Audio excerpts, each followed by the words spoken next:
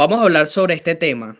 Como pueden ver en el título de esta noticia, el fiscal general Merrick Garland testifica ante el Comité Judicial de la Cámara de Representantes ante el mal manejo de documentos clasificados y sobre los audios que ellos retienen de la entrevista a puerta cerrada del fiscal especial Robert Hur con el presidente Joe Biden. El fiscal general Merrick Garland testificará hoy, ya está testificando, ante el Comité Judicial de la Cámara de Representantes liderado por el Partido Republicano como parte de su audiencia de supervisión anual.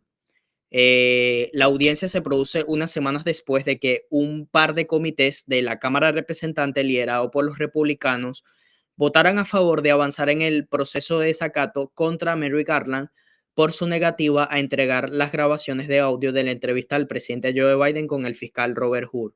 Me parece muy interesante esta información porque hace unos días también se declaró que hubo una manipulación de la transcripción y los audios de la entrevista que tuvo Joe Biden con el fiscal Robert Hur, el fiscal especial designado por Merrick Garland, sobre el mal manejo de documentos clasificados.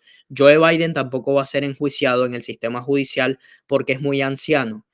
El único pretexto de que no va a ser encarcelado es porque es muy anciano, es muy viejo y es una de las razones de por qué no va a enfrentar la cárcel. Pero Donald Trump sí por el mal manejo de documentos clasificados en Mar-a-Lago, supuestamente. Entonces, aquí pueden observar que el sistema de justicia se está clasificando en dos niveles. Si eres republicano, serás tratado de otra manera. Ahora, Matt Gaetz, este legislador republicano del estado de Florida, dice lo siguiente. ¿Por qué Merrick Garland se niega a decir si su oficina está coordinando con Alvin Bragg, Fannie Willis y Letitia James sobre el caso de Manhattan? Miren esto, señores, que me parece muy, muy interesante. Él dice lo siguiente. The Office of Attorney General, you've told us that it's a dangerous conspiracy theory. Fiscal general, usted nos dijo a nosotros que es peligroso una teoría de conspiración, To allege that the Department of Justice alegar que el Departamento de Justicia is communicating with se comunicó con these state and local prosecutions funcionarios locales against Trump.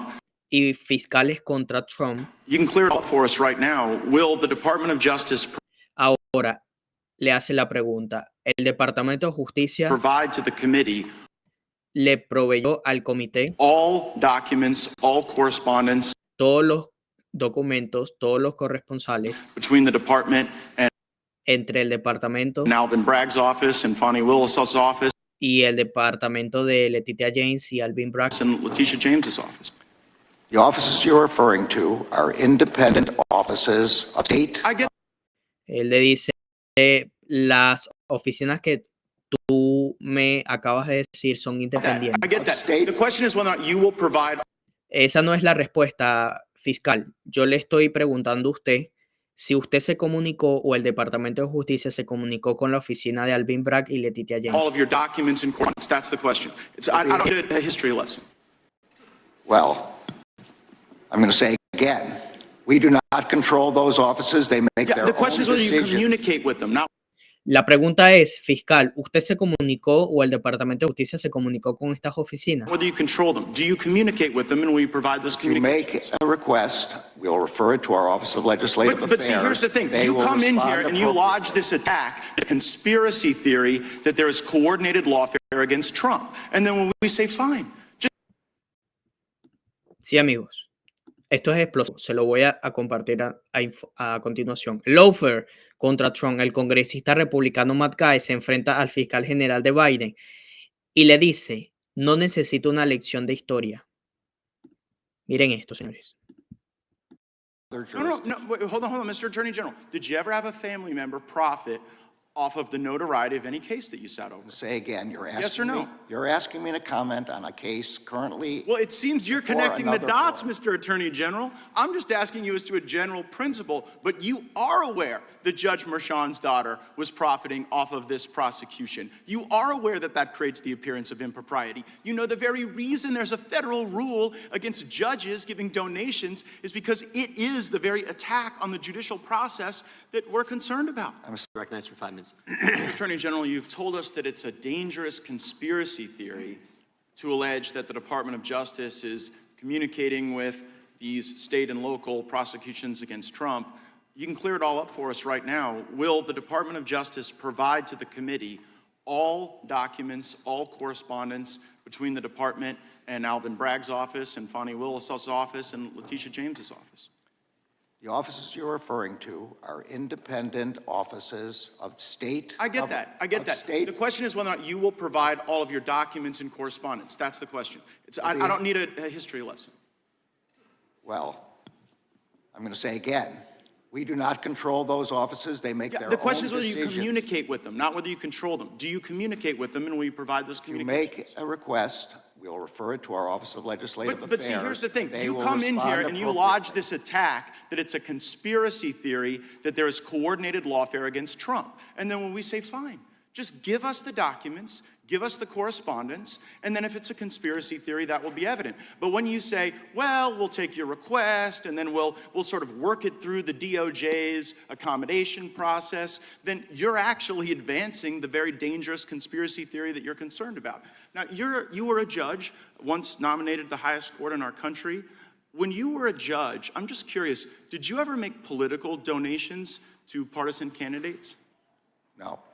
No, and you didn't because that would create the potential appearance of impropriety. I didn't because there's a federal rule barring federal judges from making contributions. Right, but under that same theory of attacks on the judicial process, like, shouldn't someone be owed like a jury of their peers and a judge that's non-biased rather than getting a judge from your political opponent's donor file?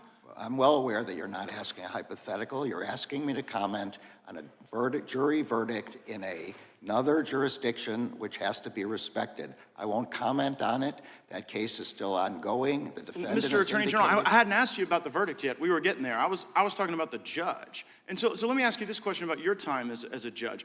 Was there ever a time when you were a judge when you had a family member who was personally profiting off of the notoriety of a case that was before your court? Look, I'm going to say again, it's very clear you're asking me to comment on a case in another jurisdiction. No, wait, hold on, Mr. Attorney General. Did you ever have a family member profit off of the notoriety of any case that you sat over? Say again, you're asking Yes or no? You're asking me to comment on a case currently. Well, it seems you're before connecting the another dots, court. Mr. Attorney General. I'm just asking you as to a general principle, but you are aware that Judge Merchan's daughter was profiting off of this prosecution. You are aware that that creates the appearance of impropriety. You know the very reason there's a federal rule against judges giving donations is because it is the very attack on the judicial process that we're concerned about. I'm sorry, I don't agree with anything you just said, but I'm not going to comment on an Okay, so you won't comment on it, Mr. Attorney General, but you had no problem dispatching Matthew Colangelo. Who's Matthew Colangelo? That is false. I did not dispatch Matthew Colangelo. Matthew That's Colangelo, false. Matthew False. Colangelo became the Assistant Attorney General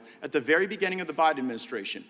Without having been Senate confirmed, goes and gets this senior role at the DOJ, and then after, I believe it's Gupta replaces Colangelo, Colangelo makes this remarkable downstream career journey from the U.S. Department of Justice in Washington, D.C., and then pops up in Alvin Bragg's office to go get Trump. And you're saying that's just a career choice that was made that has nothing to do with the lawfare coordinated by the DOJ. I'm saying it's false. I did not dispatch Mr. Colangelo anywhere.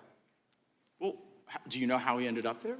I assume he applied for a job there and got the job. But see, you know what? I can tell you I had nothing to do with it. Well, you might not have had anything to do with it, but we've got this contemporaneous evidence in Mr. Pomerantz's book. So Pomerantz writes this book, which I'm sure you're aware of, where he says, we put together the legal eagles to get Trump.